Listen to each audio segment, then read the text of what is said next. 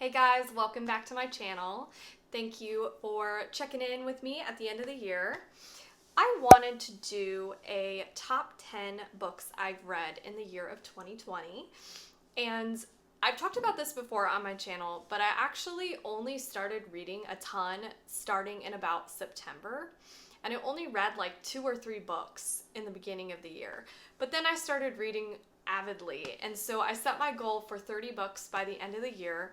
I'm not quite there, and obviously I run out of time because it is only a couple hours to midnight until New Year.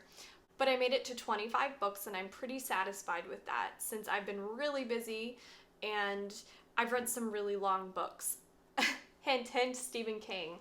So I wanted to talk about my favorite reads. I actually made this little spread, and over here are all the books I'm going to talk about on this list here, and then my favorite book of the year, which is the guest list.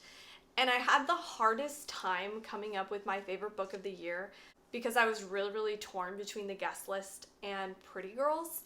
And overall, I think they're a tie, but I just put the guest list a tiny bit above purely for the enjoyment of the read. Pretty Girls deals with a lot of really disturbing content. And so I suppose my enjoyment wasn't quite as high just because it was such a graphic novel.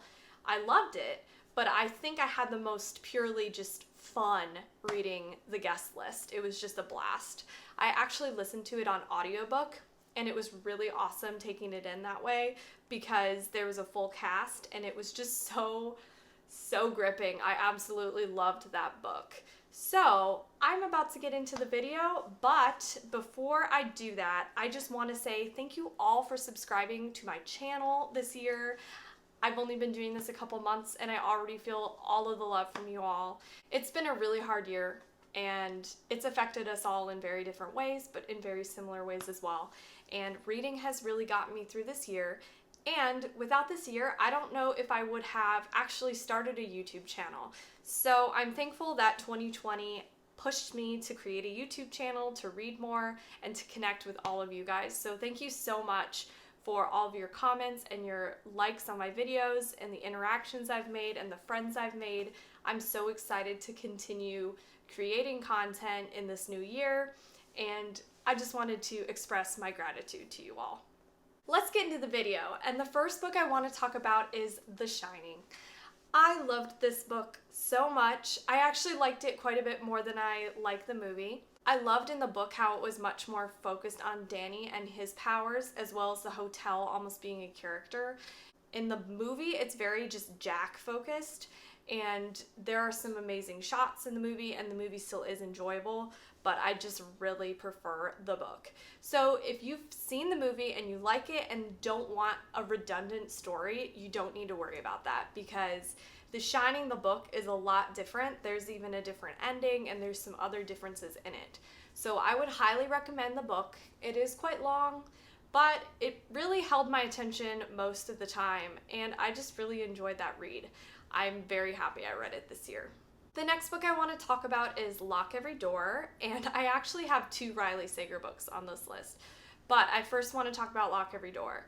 So it's about a girl named Jules, and she just recently does not have an apartment anymore because she broke up with her boyfriend and she was living with him, so she's really desperate for money, and she is offered this job opportunity where she'll get a ton of money staying and apartment sitting in this fancy old building called the Bartholomew. And there's a lot of famous people who have been there. It's really exclusive. So she's really excited. There are some rules she has to follow, and they're a little bit odd, but she decides to take the job because she needs money, and it seems like a pretty good gig. Things start happening though, and basically somebody disappears, another apartment sitter, and she starts investigating what's going on. And I loved this. There was a dumbwaiter scene that just blew me away. If you read the book, you'll know what I'm talking about. It made me so claustrophobic.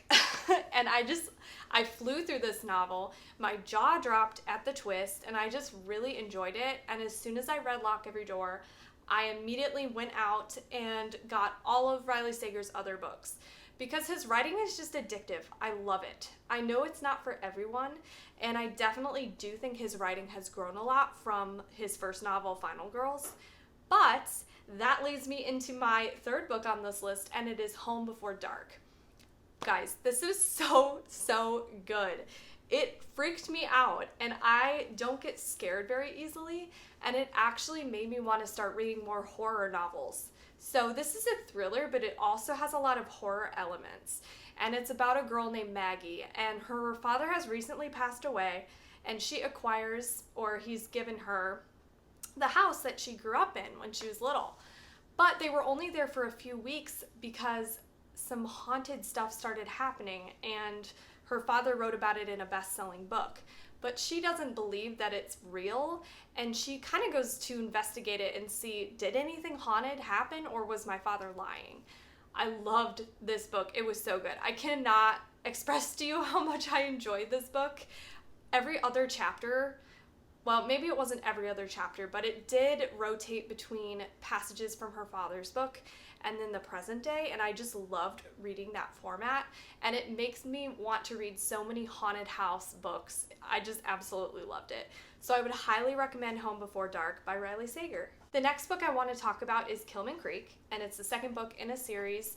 It is the second book of the Stillhouse Lake series, that is, and I absolutely love the two books I've read in it. I've only read the first book and the second, and I like the second better than the first, which is really saying something because the first book is really good.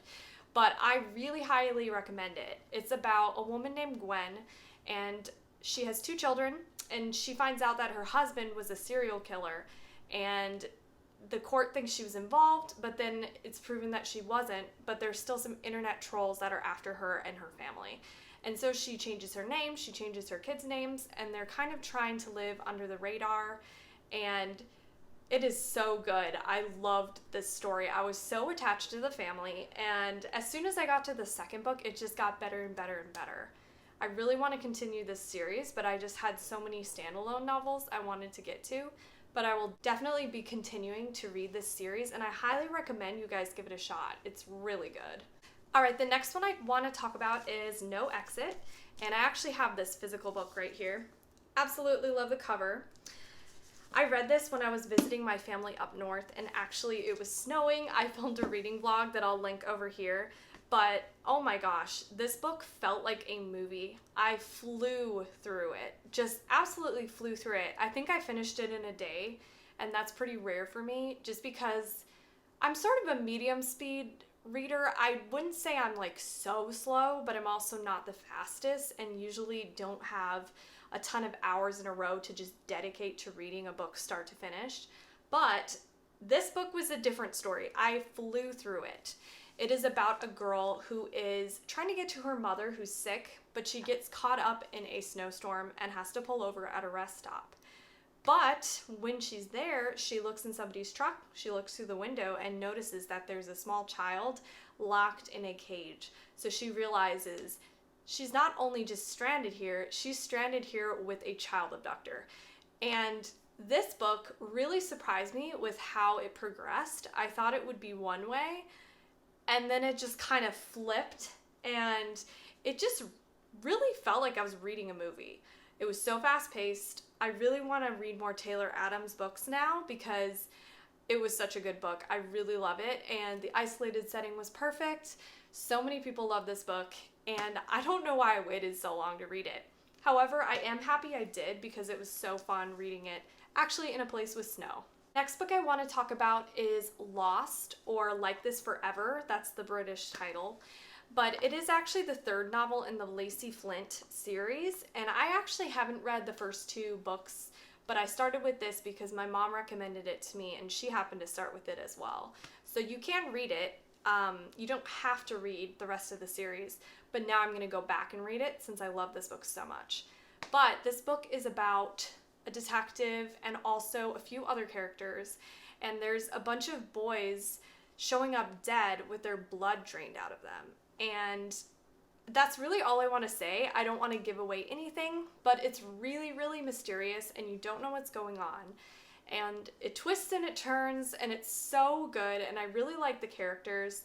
I will say I was a little confused at points with the characters because they already had like established relationships that I think I would have understood better if I had read the other two books first. But that being said, you can read this as a standalone novel, and I recommend this book. And I think that S.J. Bolton is a really, really good writer, and I haven't heard anybody really talk about her on BookTube.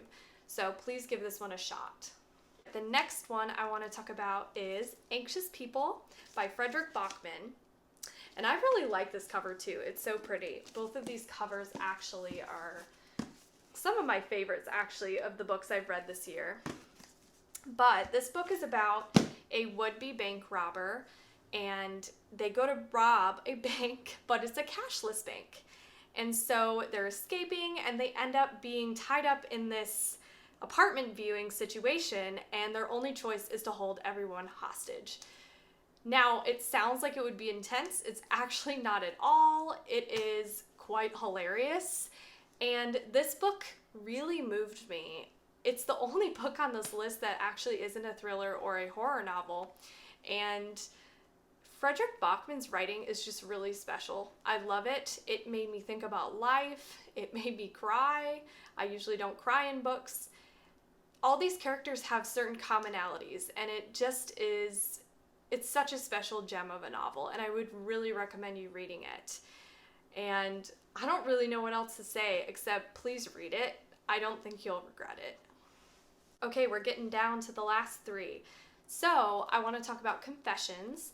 And Confessions I listened to as an audiobook with my husband when we were traveling in the car. And so we had many, many hours we were in the car and we were listening to this one. And let me tell you, it is shocking. Like, wow, it is very shocking. So this is originally written in Japanese, but it has been translated. And I know that some people worry about translations not sounding as good in English, but this, honestly, it felt like it was written in English, besides, you know, the Japanese names. But this is a story about a teacher, and she is doing her last lecture, and she lets her students know, they're middle schoolers, that this will be her last day in school. And her daughter has tragically been killed a few months prior. And she's talking to her class, and then she says, "Some of you guys are guilty of murdering my daughter." And yeah, it gets crazy. Like, you think it's one thing, and then you hit another part, it switches narrators. So you feel one way, and then you'll get to the next narrator, and you'll be like, wait, but what? And then you get to the next narrator. It's like, it's so good, you guys. Please read this.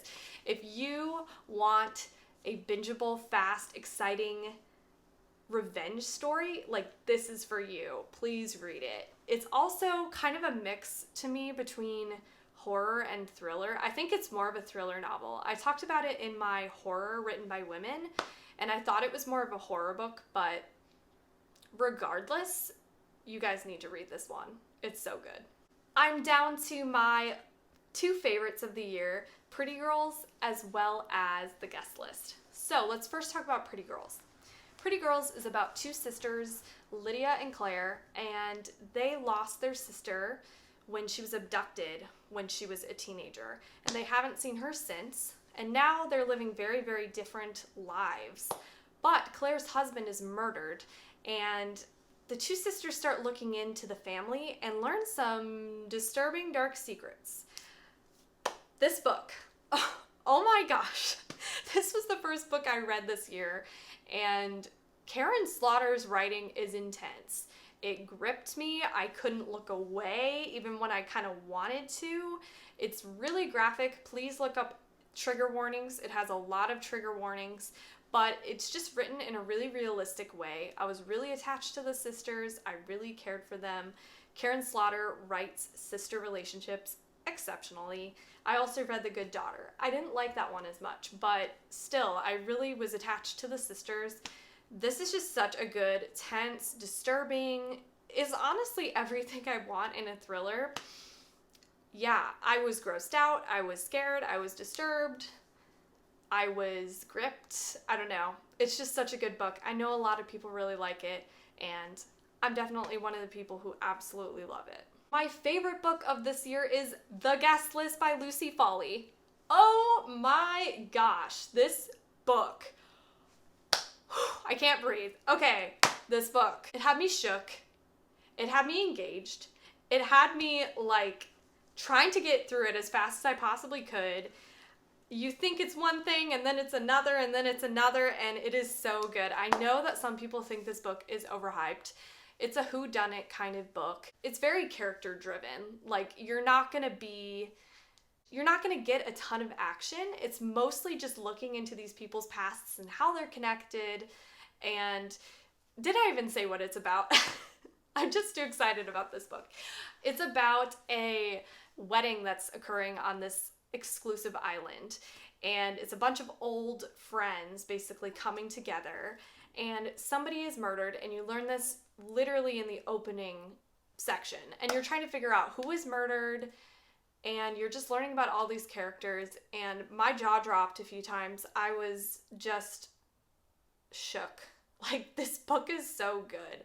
Please read it if you haven't. I feel like most people have read it, and it's just so good. So this is my favorite book of the year. Again, Pretty Girls is almost right up there with it, if not an equal. I mean, they're both so good for very different reasons. But I hope you enjoyed this video. It is such a fun time thinking of all the novels you read and what you liked and what you didn't. I made some fun end of the year spreads. I am not super artsy, but I will show you. So here are the books I read, and I wrote all the titles, and then I broke it down. I didn't give any books 1 star, which is nice. I gave a couple 2 stars. I gave The Wives by Taryn Fisher 2 stars. The Cabin at the End of the World 2 stars. For 3 stars, I gave The Good Daughter, Misery, Thornhill, The Hunting Party, A Head Full of Ghosts. For 4 stars, I did Kill Creek, Final Girls, The Last Time I Lied, Salem's Lot, Stillhouse Lake, The Woman in the Window, The Shining, Behind Closed Doors. Now, some of those were 4.5 stars, but I didn't note that. So, for example, The Shining was definitely 4.5. And then for my 5 stars, it is Pretty Girls, Killman Creek, No Exit, Confessions, Anxious People, Lock Every Door, Home Before Dark, Lost, and The Guest List. So that is it for this year. I hope you all have a wonderful New Year's. I am hoping that this year will be better, and I look forward to talking to you all in my next video. Bye.